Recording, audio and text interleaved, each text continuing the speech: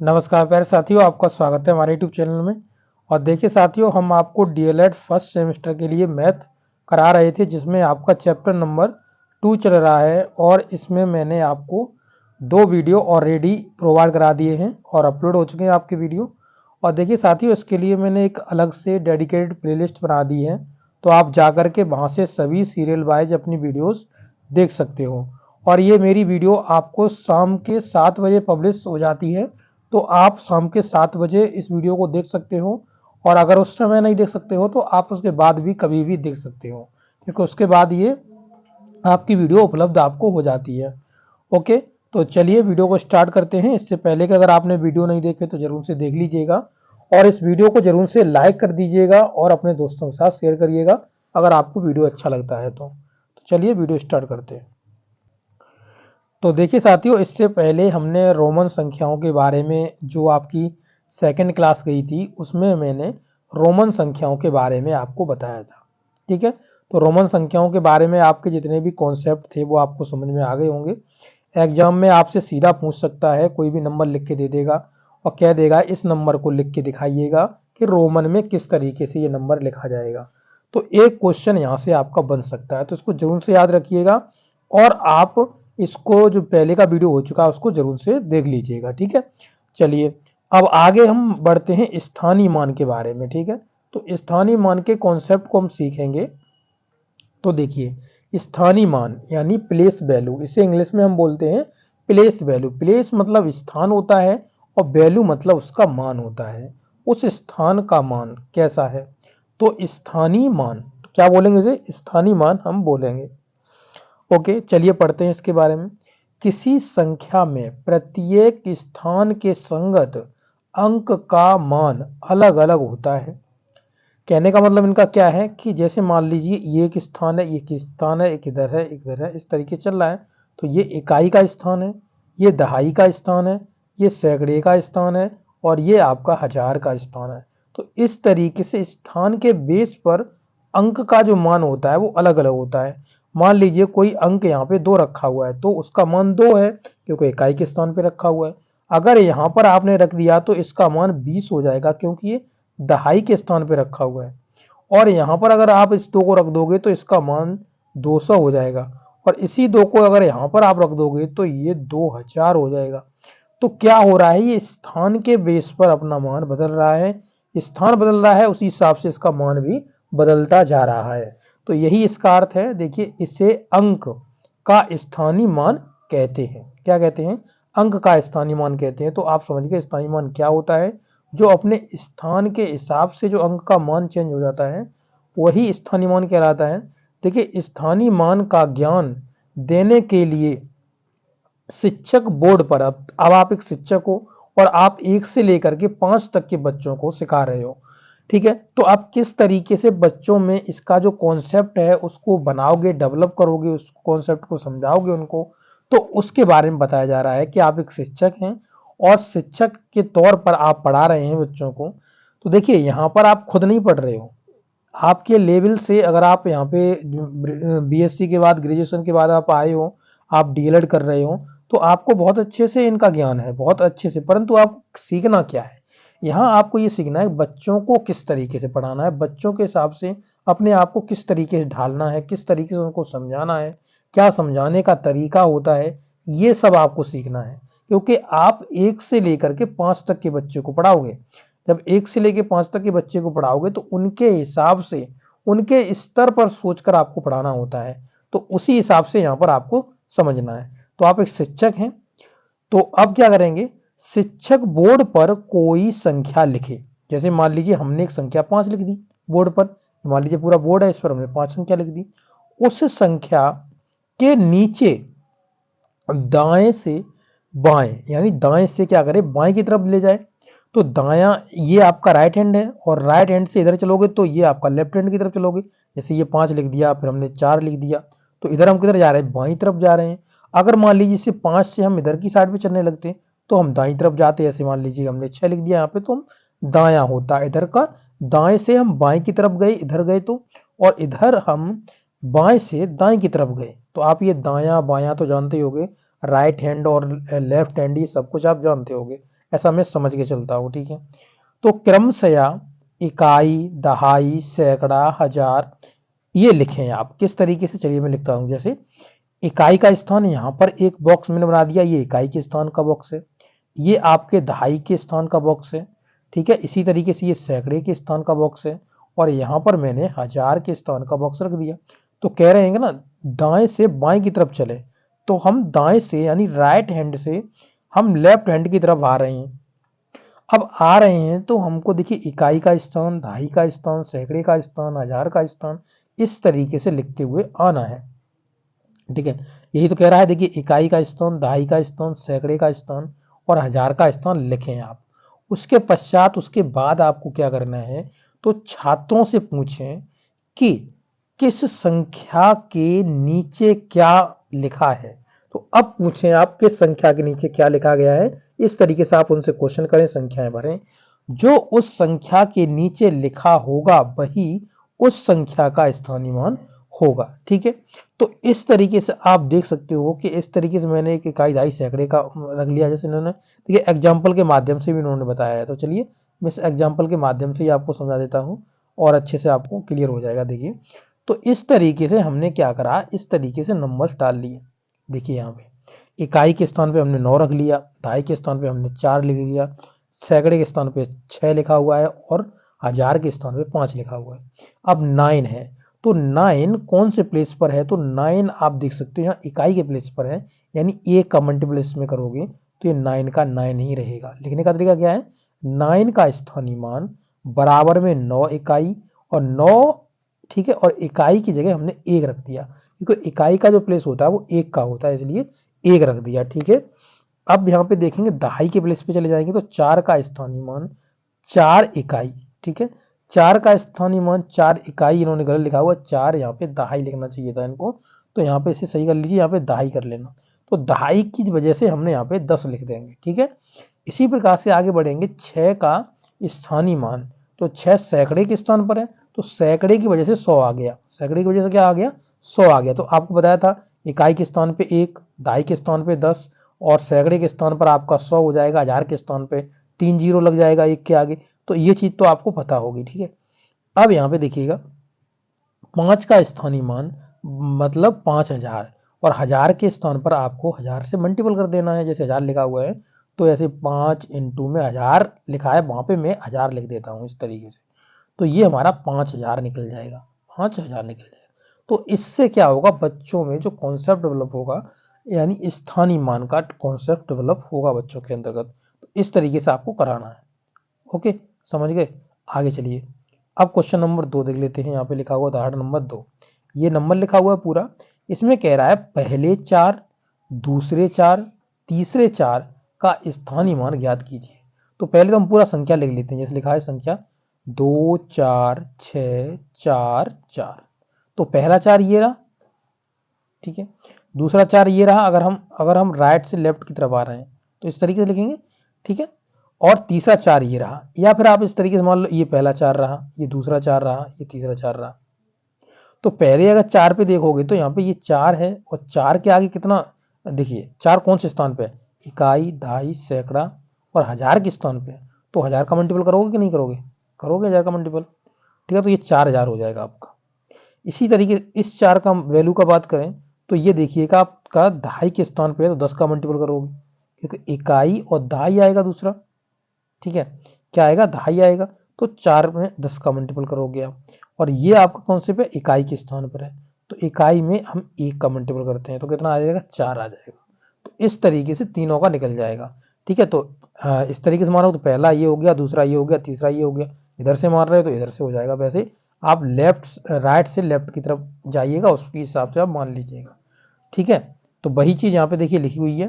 तो इन्होंने भी कहा हुआ है कि यहाँ पे तीसरे जो 4 है उसका मान कितना हो जाएगा, 4000 हो जाएगा, क्योंकि इधर से गिनते हुए जाओगे तो पहला 4, दूसरा 4, तीसरा 4, दूसरा 40 हो जाएगा, तीसरे का आपका 4 हो जाएगा, ठीक है। तो इस तरीके से आप इसको कर सकते हो, ओके।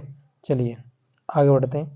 अब यहाँ पे देखिएगा नेक्स्ट, नेक्स्ट में क्या कह रहा है कि ये आपका पूरा संख्या लिखा हुआ है, इसमें कह रहा है 4 अंकों की बड़ी से बड़ी और एवं सबसे छोटी संख्या लिखिए, इसी अंक से लिखनी है।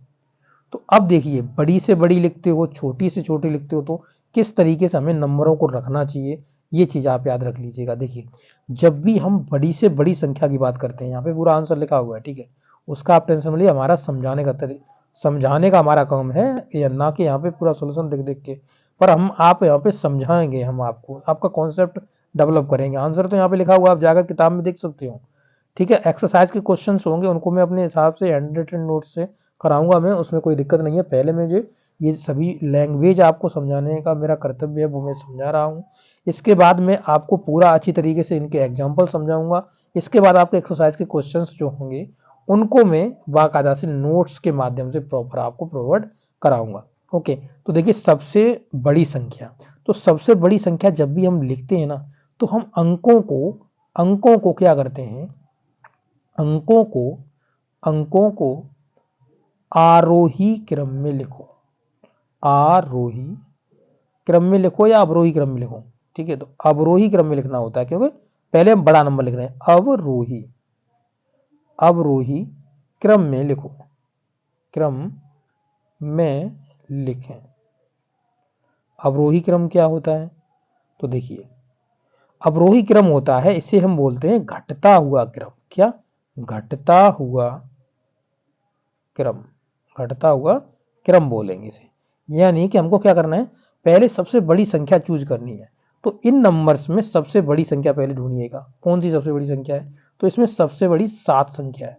फिर क्या लिखना है हमको, फिर हमें उससे छोटी लिखनी है, यानी 6 है। फिर उससे छोटी लिखनी है, यानी 5 है, ठीक है। 5 के बाद उससे छोटी क्या है, तो 5 से भी छोटी 3 है, और 3 से छोटी क्या है, 0 है। तो ये नंबर बन जाएगा आपका कितना, 5 अंकों का। और इसने बनवाया कितने का, 4 अंकों का। 4 अंकों का बनवाया है ना, देखो, बड़ी से बड़ी संख्या बनवाई है ना 4 अंकों की, ठीक है। तो सबसे बड़ी संख्या 4 अंकों की, और इन्हीं सभी अंकों से हमें 4 अंकों की संख्या बनानी है सबसे बड़ी। सॉरी, ये देखिए यहाँ पे ये 3, तो ये पूरा क्वेश्चन नंबर है, यानी ये एग्जाम्पल नंबर है, मैं गलत ले रहा हूँ इसको। तो यहाँ पर ये नंबर केवल इतने हैं, 6705, तो यहाँ पर 0 रख जाएगा, अब आ गया आपका, ठीक है। तो ये 4 अंकों की संख्या बन जाएगी, ये 4 ही अंक दिए गए हैं, वो एग्जाम्पल 3 लिखा है, मैं समझा कि ये नंबर है, ठीक है। आगे देखिएगा, इसी तरीके से आप देखेंगे अगला इन्होंने क्या कहा हुआ है, उसको समझ लीजिएगा। देखिए, ये कह रहे हैं कि हमें सबसे छोटी संख्या चाहिए। तो सबसे छोटी संख्या कब बनती है, जब हम आंकड़ों को आरोही क्रम में लिखते हैं। तो आरोही क्रम में लिखोगे तो ये बड़ी संख्या बनेगी, सॉरी, छोटी संख्या बनेगी, ठीक है। तो आरोही क्रम में क्या होता है, पहले सबसे छोटे नंबर को लिखना होता है। अगर हम इसे इंग्लिश में देखो बात करें, तो इस तरीके से समझ लीजिए आप, इस तरीके से समझ लीजिए, ये एक स्टेयर है, मतलब ये एक वो सीढ़ी है। अब सीढ़ी क्या है, तो यहाँ पे देखिएगा, यहाँ पर ऊपर की साइड पे, यहाँ पे मान लीजिए डी बैठा हुआ है, और यहाँ पर ए है, ठीक है। डी है ऊपर और ए है नीचे। तो ए से तो हम ऊपर की साइड पे ए बी सी डी लेके जाते हैं, जब लिखते हैं ए बी सी डी इस तरीके से। तो इसे असेंडिंग ऑर्डर का मतलब होता है बढ़ता हुआ क्रम, यानी जिसे हम आरोही क्रम बोलते हैं, उसे ही हम इंग्लिश में असेंडिंग ऑर्डर बोलते हैं, यानी बढ़ता हुआ क्रम। यानी यहाँ लिखेंगे हम 1 2 3 और 4, ठीक है। ये बढ़ते हुए क्रम में हम गए, इसे हम आरोही क्रम बोलेंगे। और डिसेंडिंग ऑर्डर क्या होता है, डिसेंडिंग मतलब नीचे उतर रहे हैं, डिसेंड कर रहे हैं, तो इसे हम बोलते हैं अवरोही क्रम, जो मैंने अभी आपको बताया था। तो उसमें सबसे बड़ा नंबर पहले लिखा जाता है, फिर उससे छोटा, फिर उससे भी छोटा, फिर उससे भी छोटा, ये सब कुछ बताया था अभी। तो वो हमने आपको अवरोही क्रम बताया था, यानी जिसमें हमें बड़ी संख्या लिखनी है, तो हमको क्या करना है, सबसे पहले अवरोही क्रम रखना है, तो हमें बड़ी संख्या मिलेगी। और आरोही क्रम रखोगे तो हमको छोटी संख्या मिलेगी। ओके, तो देखिए इसमें समझाते हैं, वापस चलते हैं और समझाते हैं इसमें क्या है। देख किस तरीके से नंबर बनाओगे। अब देखिएगा, आरोही क्रम में आगे तुम 4 नंबर हैं आपके, 1 2 3 4। तो सबसे पहले क्या करोगे, सबसे छोटा रखोगे। अब सबसे छोटा क्या है, तो देखिए 6 है आपके पास, 7 है आपके पास 0 है, आपके पास 5 है। अब देखिए यहाँ पर कुछ लोग तो ऐसा करेंगे कि यहाँ पे पहले 0 रख देंगे, क्योंकि ये सबसे छोटा है, फिर रखेंगे 5, फिर रखेंगे 6, फिर रखेंगे 7, फिर कहेंगे देखो ये सबसे छोटी संख्या बन गई। परंतु यहाँ पे पढ़ लीजिएगा क्या लिखा हुआ है, 4 अंकों की बनानी है।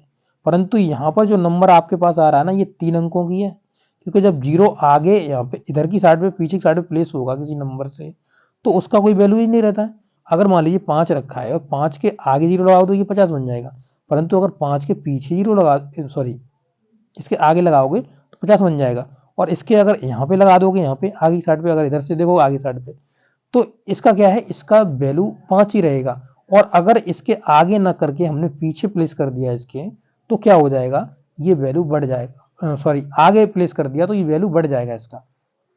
ठीक है, तो इस तरीके देख सकते हो, इसके 5 के बाद में बोलिएगा, ठीक है 5 के बाद में, और इसे आगे बोल लीजिएगा, तो इस तरीके से आपका वैल्यू बढ़ जाएगा। अगर रख दोगे तो वैल्यू घट जाएगा।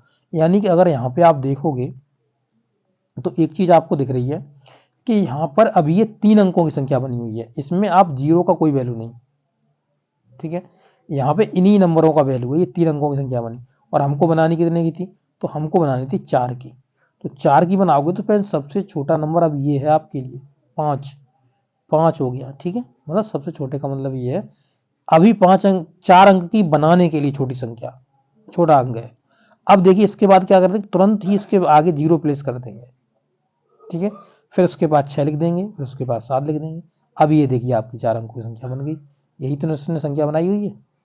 तो किसी भी नंबर यानी 5 है, और 5 के जस्ट राइट हैंड पर अगर कोई आप 0 रख देते हो तो 50 कहलाएगी, लेफ्ट हैंड पर उसके 0 रख देते हो तो आपका 5 कहलाएगी। ये 0 हट जाए, यहाँ से 0 नहीं रखा हुआ है तो ये 5 कहलाएगी। यानी आप राइट हैंड पर किसी नंबर के रखोगे 0 को तो वो 10 गुना बढ़ जाता है, ये चीज याद रखिएगा, ठीक है। चलिए क्वेश्चन नंबर 4 देखते हैं। क्वेश्चन नंबर 4 में कहा हुआ है 5 अंकों की सबसे बड़ी और सबसे छोटी संख्या बताइए। तो 5 अंक तो सबसे बड़ी संख्या का, जैसे हमारे पास कितने नंबर होते हैं, जैसे हमारे पास 0 से नंबर चालू होते हैं, 0 1 2 3 4 5 6 7 8 और 9। तो इसमें सबसे बड़ा नंबर कौन सा है, 9 है। कितने अंकों की पूछ रहा, 5 अंकों की, तो यानी 5 बार 9 9 दोहरा दो, 2 3 4 और 5, ये सबसे बड़ी संख्या हो जाएगी 5 अंकों की। सबसे छोटी क्या होगी, तो सबसे छोटा अंक क्या है, 0, और 0 से तो शुरू में 0 रखोगे, 0 से कोई संख्या नहीं बनेगी, तो पहले हम करके रखेंगे 1 को रखेंगे, फिर इसके आगे 0 लगा देंगे, तो कितना 0, 5 अंकों की बनानी है, तो 1 2 3 4, तो ये 5 अंकों की हो गई, यहाँ पे कॉमा लगाइएगा। तो ये आप समझ सकते हो, ये आपकी 5 अंकों की सबसे छोटी संख्या बन गई, ये 5 अंकों की सबसे बड़ी संख्या बन गई। ऐसे पूछ लिया, कभी कभी इनका डिफरेंस पूछ लेता है तो डिफरेंस बताइएगा, इनका अंतर क्या होता है, ये चीज पूछ लेता है आपसे, ठीक है। अब आगे देखिए क्वेश्चन नंबर 5। चलिए क्वेश्चन नंबर 5 देखते हैं। तो क्वेश्चन नंबर 5 में कहा हुआ है कि इन्होंने 3 नंबर दिए हुए हैं, से बनने वाली 3 अंकों की सभी संख्याएं लिखिए जबकि अंकों की पुनरावृत्ति ना हो। पुनरावृत्ति का मतलब होता है इनका रिपीटेशन नहीं होना चाहिए, इन्हें बार बार नहीं नंबर को रिपीट करना है, मतलब एक ही तरीके से रिपीट नहीं करना है। जैसे कि यहाँ पे देखेंगे इन्होंने कहा कि इन 3 अंकों से, यानी 1 2 और 5, इन 3 अंकों से कितनी संख्याएं बन सकती हैं, ये संख्याएं आपको लिखनी है, ठीक है। देखिए अब यहां पर कैसे बनाना है, तो इन सभी नंबरों में से ये 3 नंबर हैं, 3 नंबर है ना, तो आपको क्या करना है, जैसे 1 है तो 1 को स्टार्टिंग में आप 2 बार ले सकते हो, ठीक है। इसी तरीके से आप देखेंगे तो यहाँ पे एक नंबर बन जाएगा और यहाँ पे एक नंबर बन जाएगा। इसके बाद आपका क्या होगा, फिर आप 2 को ले लीजिए, 2 ले लिया, फिर एक दूसरे नंबर में भी आप 2 ले लोगे तो यहाँ पे भी एक नंबर बन जाएगा। फिर आप 5 ले सकते हो, 5 एक बार एक नंबर बनेगा, फिर 5 एक बार ले सकते हो, नंबर बनेगा। अब बनाइएगा, अब जैसे जब आपने मान लीजिए आपने स्टार्टिंग में लिया कितना, 1 लिया, ठीक है, 1 लिया तो 1 के बाद 2 नंबर आपके पास रह गए, तो आप सीधा लिख सकते हो 2 और 5। आप क्या कर सकते हो, इन्हीं को उल्टा के लिख सकते हो, यानी 5 और 2 लिख सकते हो, 2 नंबर बन गए, नहीं बन गए, 125 बन गया, 152 बन गया।